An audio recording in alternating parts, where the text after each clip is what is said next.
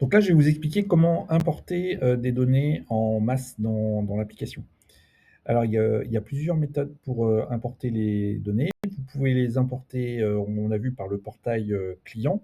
Vos clients d'ailleurs peuvent utiliser l'API du portail, puisque le portail est entièrement APIsé, pour, depuis leur système, importer des dossiers. Vous avez vu que depuis l'API du client, il est aussi possible aux clients de vous envoyer des dossiers selon différents formats, mais ils peuvent aussi vous envoyer des dossiers par Excel, par exemple, en masse.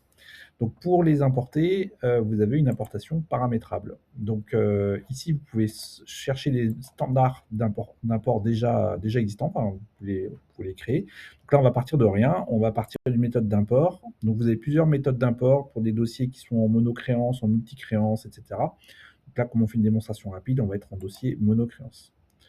Voilà, on va bien dire que les données sont des en-têtes, hein, qu'il y a une en-tête ici. Donc vous voyez que on commence l'importation à la ligne 2. Ici, vous allez chercher, donc soit c'est en local, soit c'est sur un FTP. Donc on va chercher en local notre fichier qu'on a envie d'importer. Voilà, il est dans les téléchargements, c'est un test. On importe notre test. Voilà, on prend bien la feuille 1, c'est un Excel, on charge le fichier.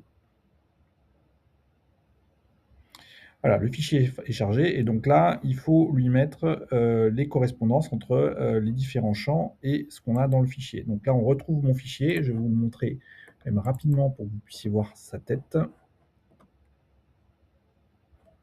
Voilà, donc un fichier très simple avec le code client, le numéro du dossier vu du client, le numéro du client, le nom du débiteur, le montant de la créance et la date de créance. Voilà. Donc ici, on va faire les correspondances, code client. La référence du client, on va la mettre ici. Donc numéro du dossier du client, on va la rendre obligatoire. Ici, le nom du débiteur, donc nom débiteur.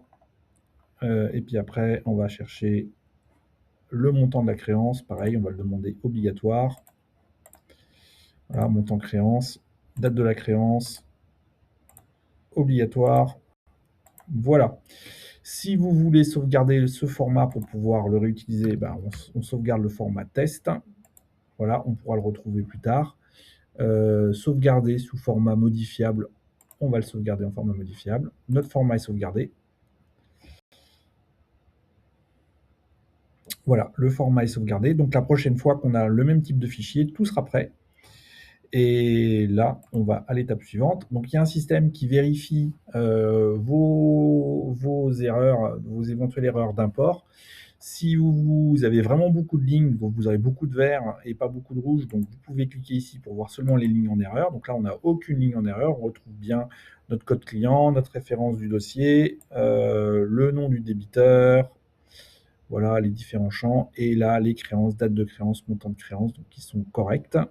Et après, il n'y aura plus cliquer sur importer. Donc je ne vais pas le faire pour ne pas pourrir ma base de données.